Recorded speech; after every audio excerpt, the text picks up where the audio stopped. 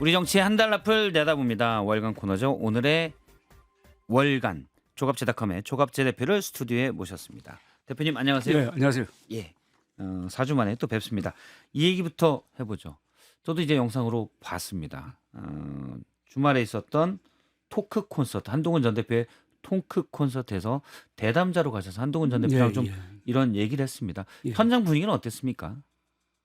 그게 한 15,000명 참석하는 실내니까 실내가 꽉 차니까 예.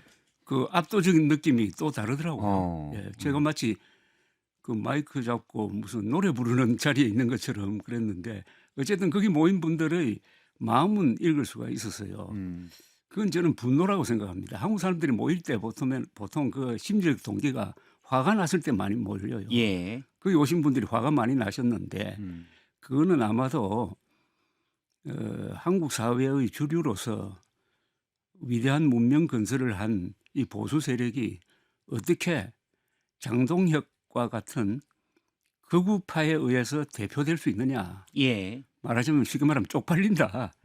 그래서 그 탈출구로서 한동훈 전 대표를 선택하고 또 한동훈 전 대표가 그날 보니까 이 무대에서의 그 연예인 기질 같은 게 좀 있더라고요. 아, 무대 매너가 연예인 기질이 있었습니까? 아주 놀랐습니다. 그리고 좀 더 구체적으로 말씀해 주신다면 우선 말이 짤막짤막하고요. 그다음에 앉았다 섰다 하는데 그게 다 이유가 있는 행동이더라고. 그러니까 환호하는 게 꼭 그 뭐 임명웅 콘서트 팬들이 환호한 것 같은. 예. 그래서 그 무대와 관중석과 또 거기서 한동훈 전 대표가 아주 중요한 메시지, 국가 중심 세력이라든지 이런 걸 던졌는데 그게 딱 맞아 떨어져 가지고 저는 그 집회 자체가 하나의 동력이 되고 있다고 그렇게 생각을 합니다. 예, 집회 자체가 하나의 동력이 됐다. 방금 국가 중심 세력이라는 얘기를 했고, 제가 그때 들은 기억으로는 조갑재 대표님이 이건 되게 중요한 새로운 명사가 나왔다라고 하면서 얘기를 하셨던 것 같아요. 어떤 의미인가요? 그 한동훈 대표의 논리 구조가 아주 명확하더라고요. 그러니까 국가 중심 세력의 기준은 뭐냐면은 헌법, 사실, 상식을 존중하는 사람은 보수, 진보, 중도를 넘어서 하나로 뭉쳐가지고 양극단 세력, 즉 극좌와 극우를 몰아내고 정치의 중심, 나라의 중심을 잡고 미래로 나아가야 한다 하는 그런 메시지인데 여기에 헌법, 사실, 상식을 제시한 게 아주 인상적이었습니다. 그런데 이 헌법이라는 것은 국가윤리거든요. 그럼 사실은 그 어떤 문명 건설의 원리고 상식은 개인윤리, 사회윤리라고 볼 수 있는데 그러니까 딱 떨어지는 기준에 의해서 국가 중심 세력이라는 메시지를 던지니까 이게 앞으로 정치권이나 지식인 사회에서 화두가 될 수 있다고 생각합니다. 화두가 될 수 있다. 그런데 이제 토크 콘서트 자체 지금 갔다 오신 조갑재 대표님은 많은 지금의 보수 상태에 대한 분노도 느꼈고 거기에 대한 어떻게 보면 뭐랄까요? 이것들 받아 안아서 개혁할 사람으로 한동훈 전 대표에 대한 팬심도 느껴졌다라고 제가 이해가 되는데 일부에서는 과연 토크 콘서트가 적절했느냐라는 지적도 하고 있습니다. 왜냐하면 뭐 그냥 구체적으로만 얘기하면 그 전에 토요 집회는 안 나왔는데 체육관 집회는 또 나오고 이게 무슨 차이냐는 얘기도 그런 있고요. 시각은 이게 지금 이 한동훈이라는 존재를 보는 이제 입장인데 지금 언론은 장동혁 대 한동훈 이렇게 보잖아요, 그죠? 저는 그렇게 보지 않고 그건 윤석열의 대리인 장동혁 대 대한민국 편에 섰던 한동훈의 대결로 봅니다. 그래서 국민의힘에서 이루어지고 있는 것은 이것은 당권 투쟁이 아니고 12.3 비상계엄을 인정할 거냐 아니면 진압할 거냐의 노선이니까 이게 일종의 계엄 사태가 국민의힘에는 계속 이어지고 있다고 봐요. 그런데 국민의힘 안에서는 지금 대한민국 세력이 핍박을 받고 쫓겨났습니다. 그러니까 김종혁, 한동훈 두 사람은 대한민국 편에 섰기 때문에 쫓겨난 거 아닙니까? 상식적 보수가 계엄 세력에 의해서 쫓겨났다고 보시는 거죠? 그러니까 상식적 보수라기보다는 대한민국 세력인데 대한민국 세력이 부정선거 음모론을 핵심으로 하는 극우파에 의해서 쫓겨난 거죠. 그런데 이게 이제 다가오는 2월 19일을 계기로 해가지고 예. 또 한 번 요동칠 거라고. 윤석열 전 대통령의 1심 선고일을 계기로 해요. 그러니까요. 1심 선고에서 내란 우두머리 혐의가 인정되어 가지고 뭐 사형 아니면 무기가 나온 다음에 장동혁 체제는 어떻게 되느냐. 예. 그때도 계속 그 노선을 유지한다면은 국민힘이 아니라 국민의 적이 되고 역적당 되는 것 아닙니까? 예. 그러니까 보수의 말씀하신 대로 그런 앞서 국가 중심 세력에 메시지를 던진 한동훈 전 대표라는 평가도 있지만 국민의힘 비대위원장을 맡았던 김종인 위원장은 이전에 이런 얘기를 했습니다. 일단 예. 이제 제명됐잖아요. 한동훈 전 대표 개인 입장에서 본다면. 그런데 잠행 기간 동안 검사 한동훈의 이미지를 얼마나 지우느냐가 관건이다. 이 얘기는 돌려서 해석한다면 검사 한동훈의 이미지가 남아있다. 그렇죠. 그건 정치랑은 약간 거리가 있는 것 아니냐라는 지적으로 들리거든요. 저는 그건 옳은 말씀이라고 봐요. 예. 옳은 말씀이고 저도 한때 그 점을 굉장히 비판적으로 봤는데 언제부터 바뀌었느냐 하면은 역시 재작년 12월 3일입니다. 예. 12월 3일이 한국 현대사의 결정적 순간이었거든요. 결정적 순간에 역사의 사명을 다한 사람이 한동훈이에요. 예. 그러면 그 전에 작은 잘못은 다 덮어질 수 있는 역할을 했고 지금 장동혁과 한동훈 두 사람의 이게 정치인으로서 무게 차이가 어디서 나느냐 하면 예. 바로 그 역사적 사명을 다한 사람과 이 장동혁 씨는 그때 국회까지 갔다가 또 해제 결의안 과표 던지고 나서 바로 유턴해 버렸잖아요. 예. 유턴해 가지고 어떻게 보면 윤석열 품에 안겨 버렸는데 그러니까 반탄과 친윤이 역사의 흐름을 타는 사람과 거슬러 올라가는 사람 차이에는 아주 크나큰 그 영구적으로 바꿀 수 없는 상황이 생기는데 예. 아까 그 검사 이야기를 하셨는데 그날 토크쇼에서 한동훈 전 대표가 자신을 변호를 하더라고요. 근데 그게 의미가 있더라고. 론스타 소송 있잖아요. 예. 론스타 소송을 검사로서 장관으로서 막아가지고 7조 원의 국부 유출을 막았다. 그리고 2003년 우리나라 역사상 처음으로 대기업의 대선 자금을 수사를 합니다. 예. 그때 한동훈 검사가 꼭 핵심적인 역할을 했어요. 지도적 역할을 한 사람은 이인규 검사인데 그런데 그걸 통해서 한국의 부패의 규모를 확 줄였습니다. 그건 제가 생생하게 기억하는데 예. 그전에는요. 재벌 회장과 대통령 후보가 유착이 돼가지고 몇 천억이 왔다 갔다 했습니다. 그런데 그 사건 이후에는 부패의 규모가 저는 한 10분의 1 이하로 확 줄었다고 생각합니다. 그러니까 특수부 검사 욕을 하지만은 특수부 검사가 한국의 부패 구조를 막아낸 데 대해서는 재평가가 필요할 것이다. 예. 그러나 특수부 검사로서의 어떤 정치적 수사를 하는 부분에 대해서는 앞으로 상당히 해명도 필요할 거라고 생각합니다. 알겠습니다. 아마 이제 김종인 위원장이 검사 이미지를 벗어야 된다라고 조언한 거는 말씀한 대로 한동훈 전 대표가 계엄 세력과 싸우고 또 부정부패와 싸운 그 이미지가 있지만 과연 그것만이 그럼 앞으로의 시대 정신이냐. 그렇죠. 왜냐하면 한동훈 전 대표는 뭐 정치인 한 사람이라보다 어떤 보수의 대선 주자로도 분류되고 있기 때문에 그것만이 시대 정신이냐라는 것까지도 좀 포함한 의문이었던 것 같습니다. 그렇습니다. 앞으로 이제 보수란 말을 저는 가능하면 안 쓰려고 그래요. 그 중심 세력이란 말이 맞는데 사실은 문명 건설 세력이거든요. 예. 그러니까 이승만, 박정희, 김영삼을 배출한 한국의 보수 세력은 앞으로 보수란 말을 버리고 다른 개념으로 새 출발을 해야 돼요. 그런 점에서는 좋은 계기입니다, 이번에. 예. 그래서 이 문명 건설, 격변하는 이 국제 환경, AI 시대의 경제 문제 등등에 대한 대안을 내야 돼요. 비전을 제시를 해야 됩니다. 예. 그런데 요새 이 보수와 극우가 막 싸우다가 보니까 그런 미래에 대한 대안을 생각할 여유가 없어요. 이게 참 좀 안타까운 점인데. 예. 알겠습니다. 그런 부분은 한동훈 전 대표도 채워야 된다라는 걸로 듣겠습니다. 그러면 토크 콘서트 얘기는 여기까지 하고요. 국민의힘 얘기를 여쭤보도록 하겠습니다. 지금 국민의힘 상황을 뭐 여러 종합적인 상황이 있죠. 양쪽에 윤리위가 싸우고 있다든지 여러 누구는 숙청이 이루어지고 있는 곳이다라고 했는데 조갑재 대표님은 어떻게 보십니까? 제가 산물 좀 단순해서 설명하기를 좋아해요. 구체적으로 설명. 장동혁 대표가 무슨 말을 하든 요걸 하지 않으면은 그 말은 다 거짓말입니다. 그건 뭐냐? 당무감사위원장 이호선 위원장을 바꿔야 돼요. 이분은 부정선거 음모론자입니다. 예. 공개적으로. 그렇죠. 그렇죠. 물론 저 윤석열의 불법 계엄을 옹호하는 입장입니다. 더구나 이분이 법학 교수예요. 예. 아니 이 사람이 국힘당의 기울반장 역할을 할 자격이 있습니까? 교수 자격도 없는 거죠. 예. 그 사람 왜 안 바꿉니까? 그리고 윤리위원장은 뭐 윤석열 개라고 봐야 되겠죠.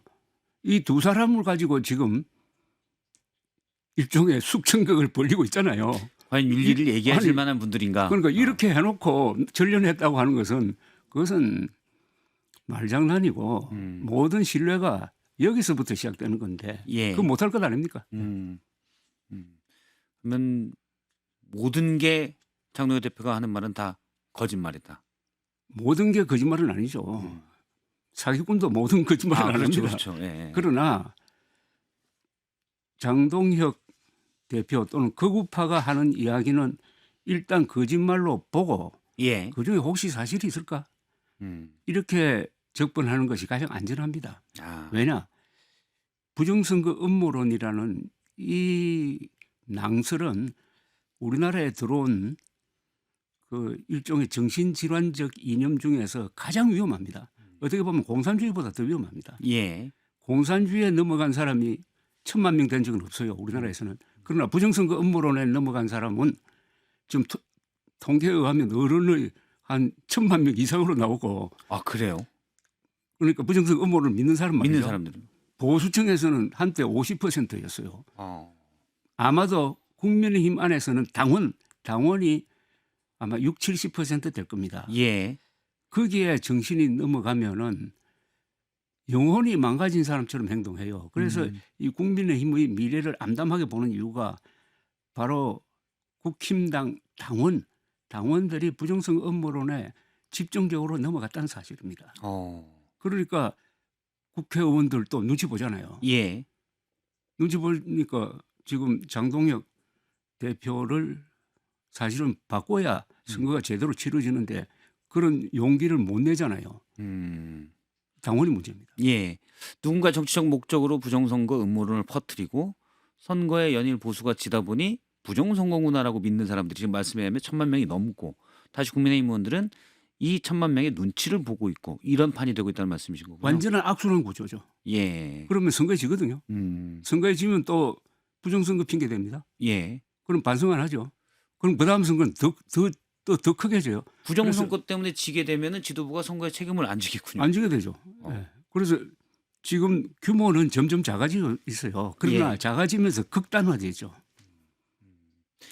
알겠습니다. 이 얘기도 여쭤볼게요. 사실은 김민수 장동혁 대표 측이라고 얘기할 수 있는 김민수 최고위원이 한 유튜브에 나가서 윤 어게인 가지고는 지방선거를 치를 수 없다라고 얘기를 하면서 그래서 윤과의 절연을 하는 건가라고 했는데 바로 그 얘기를 들은 전한길 씨가 김민수 최고위원과 얘기를 했는데 전략적인 분리다라고 얘기를 했습니다. 그러니까 윤 어게인을 앞으로 내세워서는 안 되니까 그냥 우리가 윤 어게인 안 하는 척 할게요라고 해석이 돼요. 워딩으로는 형님 조금만 기다려 주시지요라는 표현이 나왔어요. 그 아까 제가 말한 대로 극우 부정선거 음모론자들의 말은 일단 다 거짓말로 보고 판단해야 된다는 게 여기에도 적용이 되는데 다만 하루 만에 들통날 이런 이야기를 왜 하는지를 봐야 됩니다. 이건 첫째, 이 극우 세력은 지방선거를 포기를 했습니다.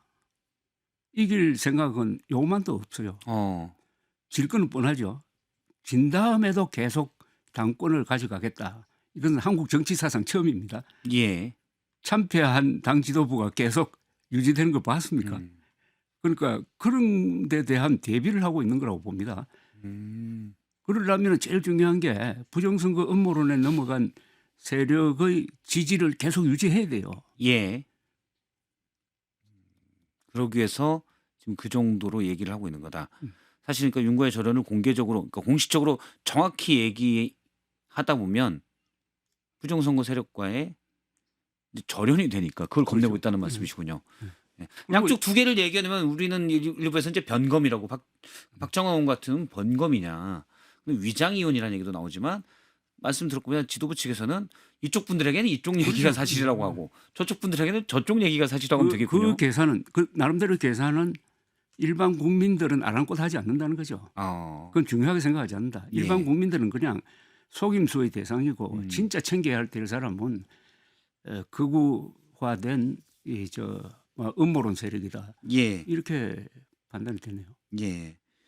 사실은 말씀 듣고 뭐 당내 비판을 생각보다는 그냥 부정선거 세력들을 계속 안아서 갈 수 있게 하려는 거다. 오세훈 시장도 강하게 비판을 했더라고요. 그러니까 예. 계엄 찬성 세력과 계엄 반대 세력을 둘 다 껴안고 간다는 그 두 가지의 가치를 같이 들고 간다는 건 불가능한 일이다. 근데 지금 지도부가 그러고 있다라고 얘기를 했더라고요. 여기 대해서 어떻게 오세훈 보십니까? 시장은 참 지금 곤혹스러운데 그래도 예. 경쟁력이 있는 거의 뭐 유일 또는 유의한 분인데 그분의 평생 걸어온 과정도 그렇고 특히 부정선거 음모론이 2020년 총선 때 나왔을 때 요걸 반대했던 사람이 오세훈 씨였어요. 그때는 광진구에 나와서 떨어졌습니다. 예. 떨어지고 나서도 자기들이 쭉 검토를 해보니까 부정선거 음모론은 아니다라고 용감하게 말했던 사람이에요. 그러니까 이분이 느끼는 이 장동혁 극우 그룹에 대한 어떤 분노는 아주 절실할 거예요. 예. 예. 그런데 지금은 도저히 이런 국힘당 간판으로서는 본선에 나갈 경우에 오히려 부담이 된다고 판단한 것 아닙니까? 오히려 딱 자신의 그 어떤 원점으로 돌아가서 부정선거 음모론, 장동혁 세력을 정면으로 비판하는 것이 예. 유리하다 이렇게 저는 생각한 것 같아요. 저는 그게 보수를 위해서도 뭐 정치권 전체를 위해서도 좋은 태도라고 생각합니다. 예. 정면 승부를 해야 돼요. 정면 승부를 해야 된다. 뭔가 이제 극단의 지지자들을 위한 것으로서는 사실은 선거에는 이 극단 지지자들만 유권자가 아니니까요. 네, 알겠습니다. 지금 국민의힘 서울시당 윤리위가 예. 고성국 씨에 대해서 탈당 권유의 징계 결정을 했습니다. 물론 고성국 씨는 이의 신청을 하겠다고 하고 그러면 중앙당 윤리위로 넘어가게 되는데 일단은 탈당 권유 징계를 내린 거는 전두환, 노태우 두 사람의 사진을 당사에 걸자. 그래서 이 두 사람에 대한 미화 그리고 5.18 민주화 운동에 대한 폄훼 이런 부분들이 있어요. 징계는 적절했다고 보십니까? 적절했다는 표현이 아니라 저는 불가피했다고 생각되네요. 예. 불가피했다고. 불가피했다. 아니, 죄송합니다. 제 단어가 아니 그렇습니다. 제 워딩으로는 예. 불가피했다는 판단이고 특히 다른 사람은 몰라도 윤석열 걸 수 없잖아요. 지금 진행 중인 일종의 반역인데. 예. 그리고 뭐 중앙당 윤리위에 가면은 그 결론은 이미 나 있다고 봅니다. 중앙당 윤리위가 왜 존재합니까? 지금 대한민국 세력, 즉 한동훈 세력 숙청이 아니라 그것은 제거하기 위해서 예. 존재하니까 그 존재 목적을 달성하겠죠. 그렇다면은 지금 이거는 국민의힘 누구 뭐 친한파 또는 장동혁파의 문제가 아니라 국민의힘 국회의원들 107명의 자존심에 관계되는 문제 아닙니까? 예. 어떻게 이런 윤리위, 이런 당무감사위원회 밑에서 벌벌 떨고 있습니까? 다 지역구에서 당선된 민주적 정당성을 가진 국회의원들이 어떻게 이렇게 부정선거 음모론자 몇 명에 의해서 예. 이렇게 농락당하고 있는지 저는 이거는 정치 이전의 인간 자존심의 문제라 생각합니다. 인간 자존심 문제다. 그래서 집합 개념으로는 국민의힘 국회의원들은 식민지 관료형으로 보이는 거예요. 예. 식민지 관료형이라는 건 좀 더 말씀해 주시면 아니, 종주국이 시킨 대로 하는 머리 좋은 사람들이지. 그러면서 아주 얌전하고요. 예. 얌전하고 그러나 뭐가 없느냐? 용기가 없는 거죠. 용기가 왜 없느냐? 자존심이 없기. 이게 아닌 걸 좀 알면서도 용기도 없고 자존심도 없기 때문에 그냥 따라가고 묵묵히 수행하고 있다 이런 표현이신가요? 그러다가 윤석열과 함께 망해버린 거 아닙니까? 예. 사진 친윤이 아니, 그랬죠. 윤석열 전 대통령이 온갖 잘못을 다 할 때 국민의힘 국회의원 107명 중에 단 한 명이라도 왜 청와대에서 나옵니까? 왜 이준석 자릅니까? 예. 왜 의료 의대 증원. 정원 2,000명이어야 합니까? 그 500명이면 안 됩니까? 이런 소리 한 사람이 단 한 사람도 없잖아요. 예. 겉으로 드러나기에는. 그러다가 손잡고 뛰어내려 보니까 압니까? 사실 당시에도 말씀하신 대로 의원들 사이에서는 이건 좀 아닌 것 같은데라는 얘기가 있었지만 누구 하나 손을 들고 예. 지적한 사람은 없었죠. 그런데 지금 또 똑같은 일이 벌어지잖아요. 예. 그 윤석열 말하자면은 아바타로 볼 수 있는 장동혁 앞에서도 똑같은 그런 비겁성을 보이고 있다 이겁니다. 예. 그럼 국민의힘이 이게 정당이라고 볼 수 있습니까? 그럼 지방선거 이후에는 어떻게 될까요? 앞서 이제 물론 장동혁 지도부는 만약 지방선거에 지더라도 말씀하신 표현에 의하면 그건 부정선거 때문이 하고 넘어갈 거라고 봤는데. 지금은 그렇게 계산하겠죠. 예. 그러나 이 민심의 무서움을 몰라요. 이런 사람들은. 오늘이 참 2.12 총선 41주년 되는 날입니다. 예. 우리나라 역사에서 가장 중요한 선거가 1985년 2.12 총선입니다. 예. 그때 신생 신민당이 김영삼의 지도로 선거 투쟁을 해가지고 제1당이 됐어요. 예. 특히 부산에서 이변이 일어났는데 2.12 총선을 계기로 해가지고 전두환 정권의 스케줄이 완전히 달라지고 결국 민주화로 가서 직선제로 간 겁니다. 아니 전두환 정권도 견디지 못하는데 장동혁 세계에서 가장 머리 나쁜 부정선거 음모론자들이 옹기종기 모여가지고 예. 이 천하대세에 저항할 수 있겠습니까? 혹시 그 전에 지방선거 전에 예를 들어서 지방선거 출마하는 분들은 극단적 지지자만 유권자들이 아니기 때문에 이러면 안 되겠다라고 생각할 수도 있죠. 그 전에 약간 국민의힘 리더십 지도 체제에 대한 뭔가 변화가 생기거나 그럴 가능성은 있다고 보십니까? 저는 있다고 봅니다. 시간이 많이 남아 있고요. 예. 그 사이에 일어날 사건들이 예측할 수 있는 것은 2월 19일 선거고 예. 그것 말고도 공천 과정에서 어떤 무슨 폭로가 있다든지 하는 사태가 나면은 저는 비대위로 갈 수도 있다고 생각합니다. 비대위로? 거기서 이제 출마할 사람들이 도저히 이래가지고는 이길 수가 없다고 하는 게 여론적으로 확실해지고 2월 19일 선거로서 법률적인 판단이 서고 할 때 존재난 장동혁 국민의힘 대표는 지금도 그렇지만 2월 19일 이후에는 예. 존립 목적을 상실할 거라고 봅니다. 존립 목적을 상실한다. 예, 존립 이유가 없어질 거라고 봐요. 이대로 가면은. 어떤 면에서 그렇다는 거예요? 아니 이대로 가면은 예. 아니 윤호개인을 실질적으로는 바꾸지 않잖아요. 예. 그런데 그 윤석열이 뭐 사형이든 무기징역이든. 그러니까 이게 대역죄인으로 딱 찍혀버리면은 자동적으로 역적당 되는 것 아니겠습니까? 예.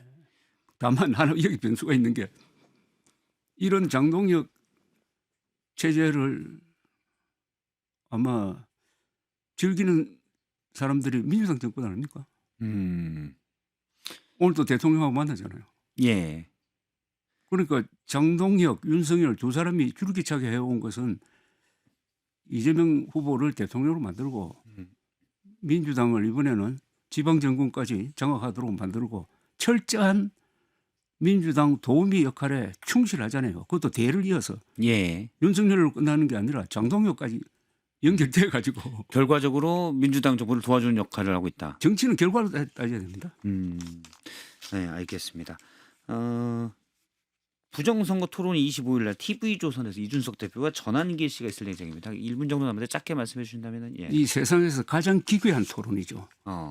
태양이 서쪽에서 뜬다고 주장하는 사람하고 과학자가 나와서 지금 토론하는 거거든요. 예. 그러나 아마 이준석한테 말릴 겁니다. 그 토론을 통해서 보통 국민들은 속 시원하게 생각할 거고 예. 그러나 부정선거 음모론 신도들은 별로 변함이 없지만은 아마 나는 결정타를 맞을 것 같아. 결정타를 맞을 것이다. 다만 이제 말씀하시면 태양이 서쪽에서 뜨는 사람과 동쪽에서 뜨는 사람이 토론하는 것 자체가 이거는 맞지 않다. 그건 시간 낭비고 공중파 낭비죠. 아마요 이게 외국에서는 이런 거 허용 안 할 겁니다.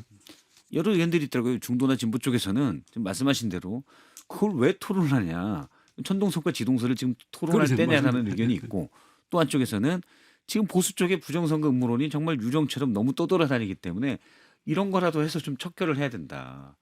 전동선을 믿는 분들이 너무 많아서 좀 해야 된다는 의견도 있더라고요. 그런데 이준석 대표는 토론할 자격이 있어요. 2020년 4월 이후에 가장 용감하게 예. 싸웠던 사람이고 그것 때문에 대표에서 쫓겨난 면도 있잖아요. 예. 일종의 복수질이니까. 알겠습니다.